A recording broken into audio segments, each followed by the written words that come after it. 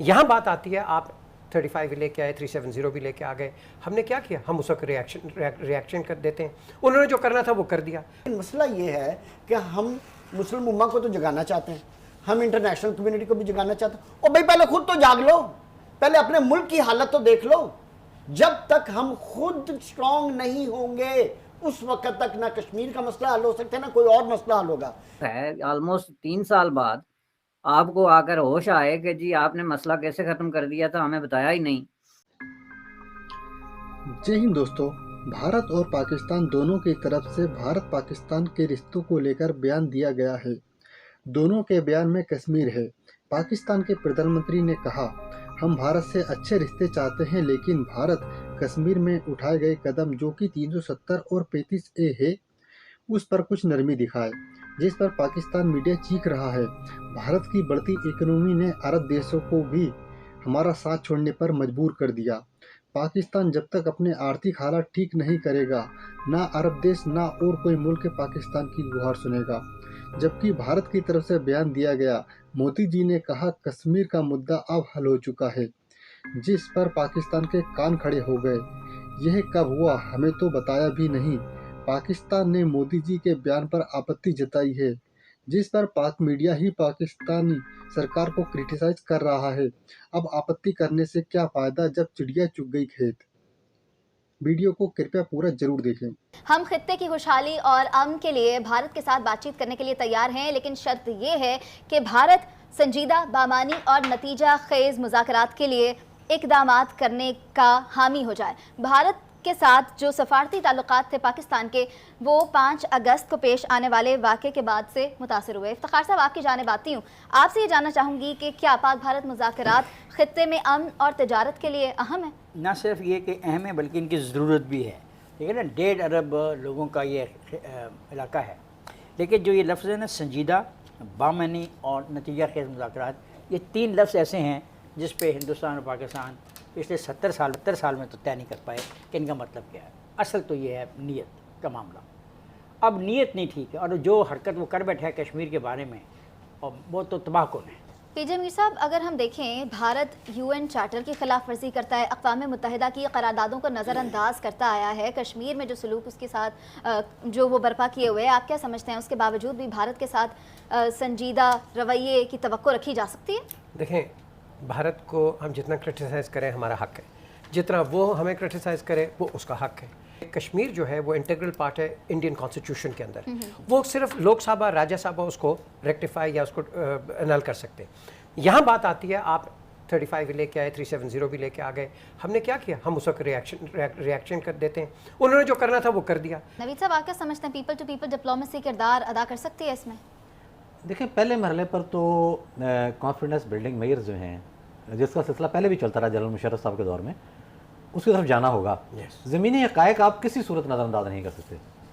अच्छा, इंडिया कहता है कि मैं जो मैंने 5 अगस्त 2019 को जो स्टेप लिए उसको वापस नहीं लूँगा, तो आप UN में चले जाएँ, लेकिन इंडिया से बातचीत शुरू कर दें। आउट ऑफ बॉक्स जाना पड़ेगा। बातचीत क्या है? सिंपल सी बात है कि सियाचिन पर बैठना ना उनके मफाद में, आना हमारे, बेतहाशा खर्चा उनका हो रहा है, हमारा हो रहा है, जानी नुकसान हो रहा है। उस पर बातचीत शुरू कर दें कि भाई उतरो, आप भी उतरो, हम भी उतरते हैं, ये खर्चा तो बचाओ ना।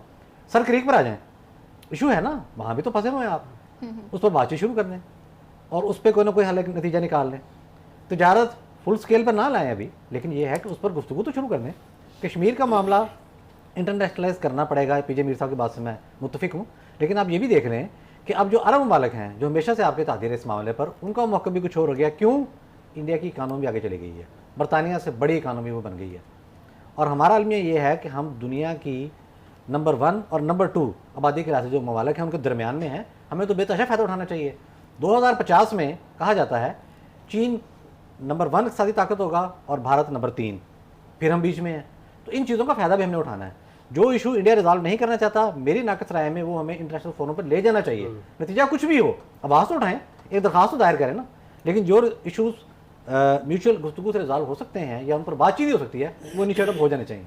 मैं ये समझती हूँ कि पाकिस्तान अमन का दाई है और पाकिस्तान इनिशिएटिव्स लेता है, पहल करता है भारत के साथ ताल्लुकात को बेहतर करने में, लेकिन भारत की जानिब से हठधर्मी बरकरार रहती है। आप क्या समझते हैं जावेद इकबाल साहब, अगर इंडिया के साथ एक टेबल पर दोबारा से बैठा जाए तो कितना सीरियस बिहेवियर होगा? मसला ये है कि हम मुस्लिम उम्मा को तो जगाना चाहते हैं, हम इंटरनेशनल कम्युनिटी को भी जगाना चाहते हैं। और भाई पहले खुद तो जाग लो, पहले अपने मुल्क की हालत तो देख लो। जब तक हम खुद स्ट्रांग नहीं होंगे उस वक्त तक ना कश्मीर का मसला हल हो सकता है ना कोई और मसला हल होगा। पीजे मीर साहब ने बेहतरीन बात की है कि आज जो आपकी मिडल ईस्ट है इकोनॉमी की बात कर रहा है और इंडिया से ताल्लुकात रख रहा है। क्यों? कि स्ट्रांग इकोनॉमी। हमारे हालात देखें, हमारी कौन सी स्ट्रांग इकोनॉमी है? हमारी तो अपनी अंदरूनी खलफशार लड़ाइयाँ और मैशत की जो तबाही हो रही है, हमारी तो उस पर तवज्जो नहीं है। हम कश्मीर का इशू खाक सॉल्व करेंगे।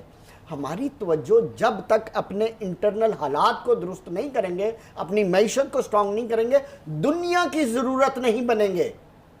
दुनिया को हमारी जरूरत नहीं है, हमें अपने आप को इतना स्ट्रांग करना है कि दुनिया की हम जरूरत बने। सर वैसे दुनिया को हमारी जरूरत है, हम स्ट्रैटेजिकली बहुत इंपॉर्टेंट पोजीशन पे लाए जियो स्ट्रेटेजिक लोकेशन में अगर हम इंपॉर्टेंट हैं तो फिर कश्मीर के इशू को हम फ्रंट पे रख के क्यों नहीं सॉल्व कर सके? सर इस पूरे खित्ते में पाकिस्तान की बहुत अहमियत है। सिर्फ कहने के लिए अगर हम अपने आप को सस्ता बेचेंगे तो फिर यही हाल होगा। आज भी हम कश्मीर पे सौदा करने के लिए जब टेबल पे बात आएगी तो उस वक्त आपको स्ट्रांग होना पड़ेगा। मैं देख रहा था कि भारत के प्राइम मिनिस्टर नरेंद्र मोदी साहब ने एक गुजरात में एक रैली से खिताब किया और कहा कि मैंने जो कश्मीर का मसला है वो हल कर दिया। आप क्या समझते हैं? मसला तो हल नहीं हुआ।